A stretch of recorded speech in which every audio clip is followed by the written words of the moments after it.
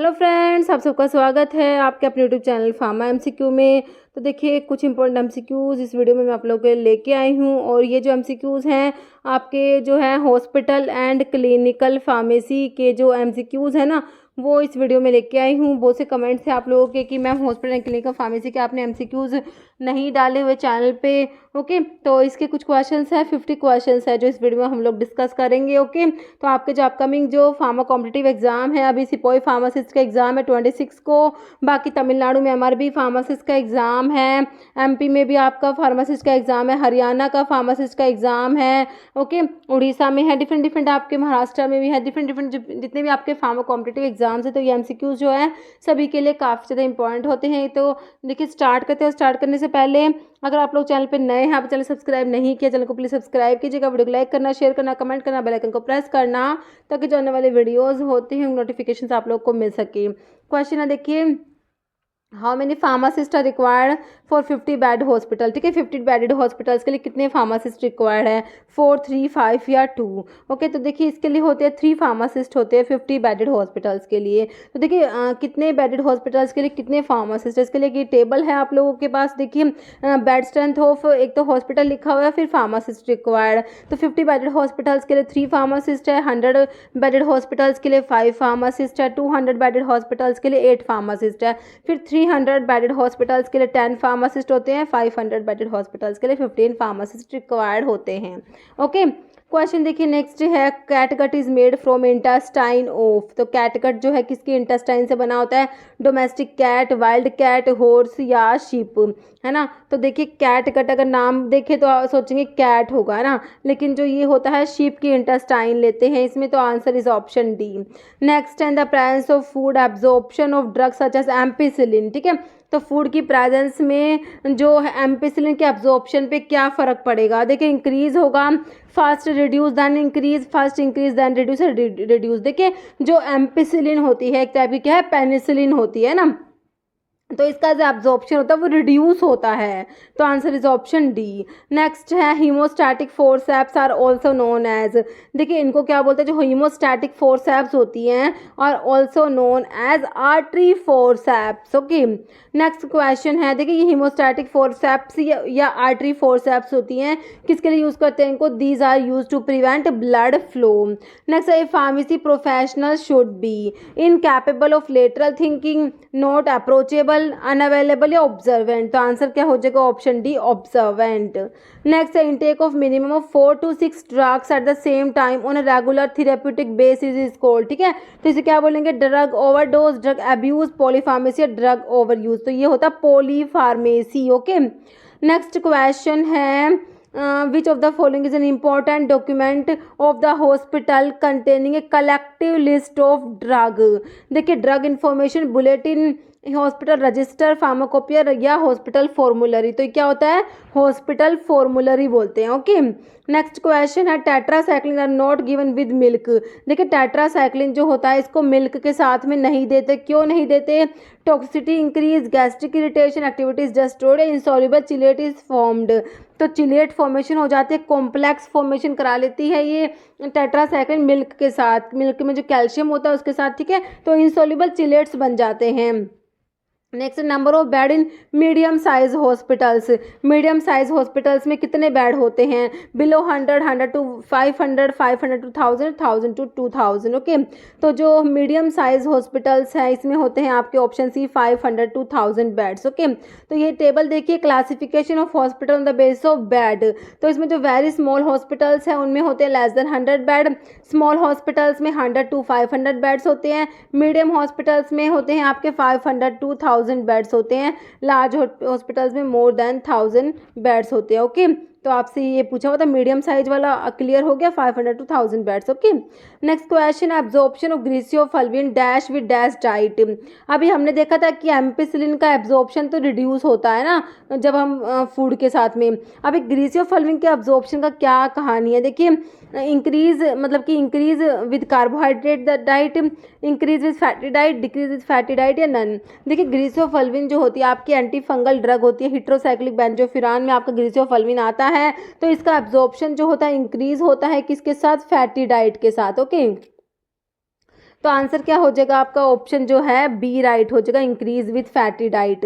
Next है absorption of griseofulvin is improve by taking this fats, okay, और by micronising the drug particles, ठीक है। इसके absorption को इम्प्रूव करने के लिए या तो फैट के साथ दीजिए, फैटी डाइट के साथ दीजिए, या फिर क्या करना है, माइक्रोफाइन करके पार्टिकल्स को भी इसका एब्जॉर्प्शन इम्प्रूव किया जा सकता है।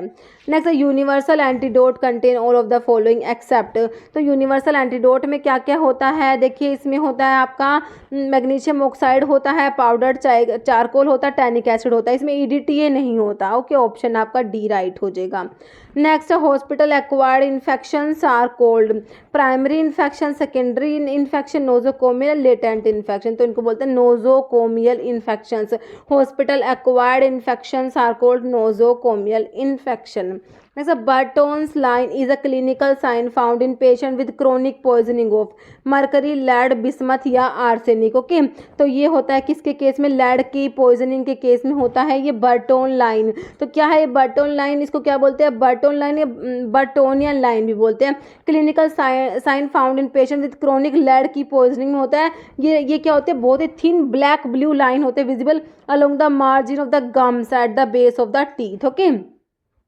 Next, which of the following is used an antidote for organophosphorus and carbamate pesticides की पॉइजनिंग में। ऑर्गेनोफॉस्फोरस की पॉइजनिंग में आपसे एंटीडोट पूछा है, वेसामिकोल, नियोस्टिकमिन, अट्रोपिन सल्फेट या हेमिकोलिनियम, ओके। तो आपका ऑप्शन 3 हो जाएगा। एक तो मैं आपको बताती हूँ प्रेलिडोक्साइम होता है ऑर्गेनोफॉस्फोरस के लिए, और एक एट्रोपिन होता है, ओके। तो आपको ऑप्शन में एट्रोपिन दिया है, आंसर इज ऑप्शन 3, ठीक है। नेक्स्ट है warfarin metronidazole drug interaction is due to, ठीक है। तो अपना इसमें ड्रग इंटरेक्शन का भी आता है। तो ड्रग इंटरेक्शन जो है वॉरफेरिन मेट्रोनिडाजोल का ड्रग इंटरेक्शन होता है, वो क्यों होता है, देखिए alteration in motility, alteration in metabolism, alteration in excretion या displacement from protein binding site.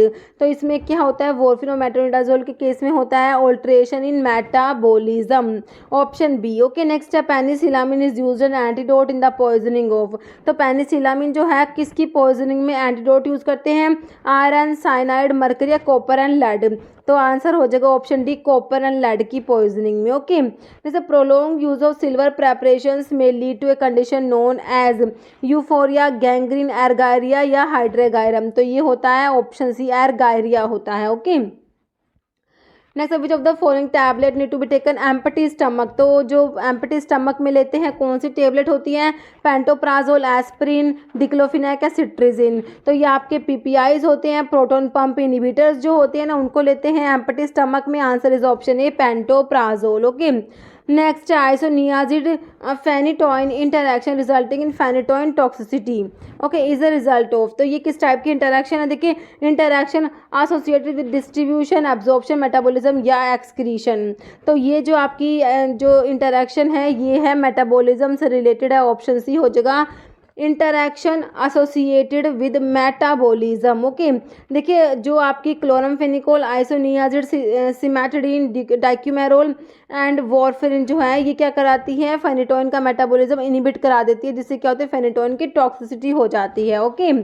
Next question है term associated with the rapid onset and progress of a disease is termed as local, systemic, chronic या acute. तो इसको क्या बोलते हैं, acute होता है, rapid onset and progress of disease, तो ये एक्यूट हो गया, ओके।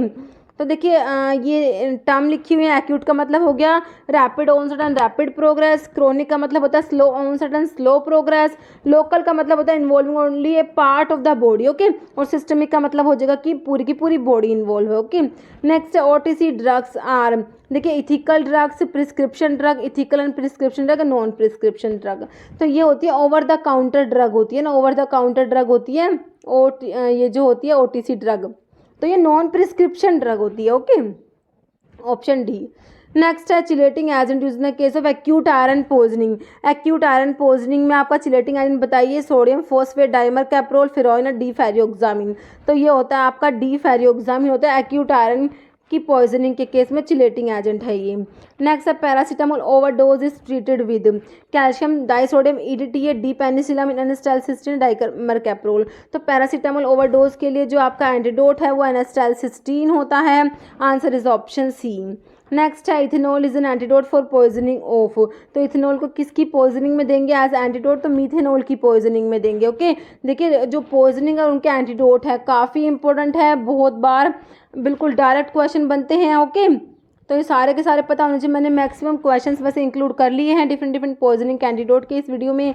जैसे PSC स्टैंड्स फॉर, तो PSC होता है, क्या होता है देखिए, pharmacy health centre, public health centre, pharmaceutical health centre या प्राइमरी हेल्थ सेंटर। तो हेल्थ सेंटर सब में सेम है, बस आपको P का मतलब पता होना चाहिए। तो प्राइमरी हेल्थ सेंटर होता है PHC। Answer is option 4। Next है if 2 or more doses form of same drug.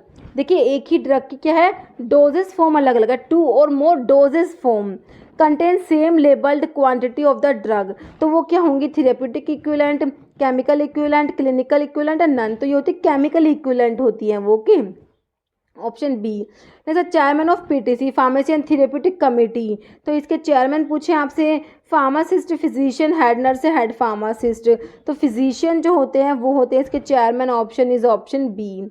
Answer is option B. Next है PTC pharmacy and therapeutic committee के ऊपर ही क्वेश्चन है। Plays important role in drug safety, ADR, adverse drug reaction monitoring, emergency drug list या all. तो सारे ही function है। Answer is option D.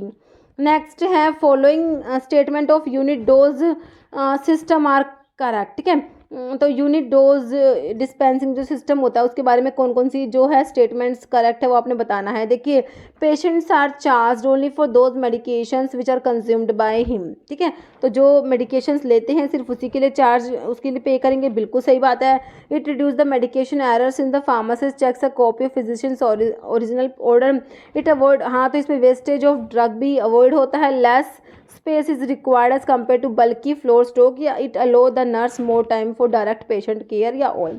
तो देखिए जो यूनिट डोज सिस्टम जो है उसकी सारी ही बातें सही लिखी हुई, आंसर हो जाएगा आपका ऑप्शन F हो जाएगा। ठीक है, तो इसमें ज़्यादा ऑप्शन इसलिए दिए थे ताकि ये सारे पॉइंट्स इसमें इंक्लूड हो सके। ठीक है, तो ये एक मतलब कुछ भी पॉइंट्स दे सकते हैं कि कौन सा है यूनिट डोज सिस्टम का एडवांटेज नहीं है, ऐसे 4 पॉइंट दे दे कि एक है नहीं है, तो हमें इसके सारे के सारे एडवांटेज पता होने चाहिए। Okay, next which of the following is not mechanical antidote.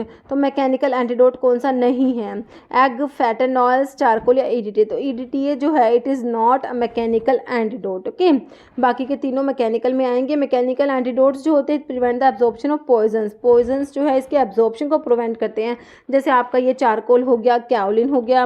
जैसे advise given to patient taking diazepam, किसी पेशेंट्स को डायजेपाम दे रहे तो उनको क्या एडवाइस देंगे? यूरिन कलर में चेंज, ड्रग में कोज ड्राउजीनेस, कॉन्स्टिपेशन में occur, do not take on empty stomach. तो ये देंगे कौन सी? ड्रग में कोज ड्राउजीनेस कोज करा सकती है। Okay, next which one of the following is not included in patient service में जो है क्या इंक्लूड नहीं होता? देखिए issue system, complete floor stock system, individual prescription order system, unit dose dispensing system. ठीक है, तो देखिए इन पेशेंट सर्विस में ये तीनों इन्वॉल्व होते हैं। ये आपका आंसर क्या हो? नोट पूछा तो answer is option A, issue system हो जाएगा। ओके, तो ये देखिए इन पेशेंट्स जो होते हैं ना वो होते हैं ए पेशेंट दैट एडमिटेड, जो एडमिट हो जाते हैं हॉस्पिटल्स में ना उनको इन पेशेंट्स बोलते हैं। तो डिफरेंट जो मेथड्स है ना drug distribution system to in patients in hospital, तो ये मेथड्स दिए हुए थे आपको। Individual prescription order system, unit dose dispensing system और complete floor stock system. Okay, next है minimum area required to run a drug store, 10 square metre, 15 square metre, 16 or 20 square metre. Okay, तो ये आपका हो जाएगा 10 स्क्वायर मीटर हो जाएगा। Answer is option A.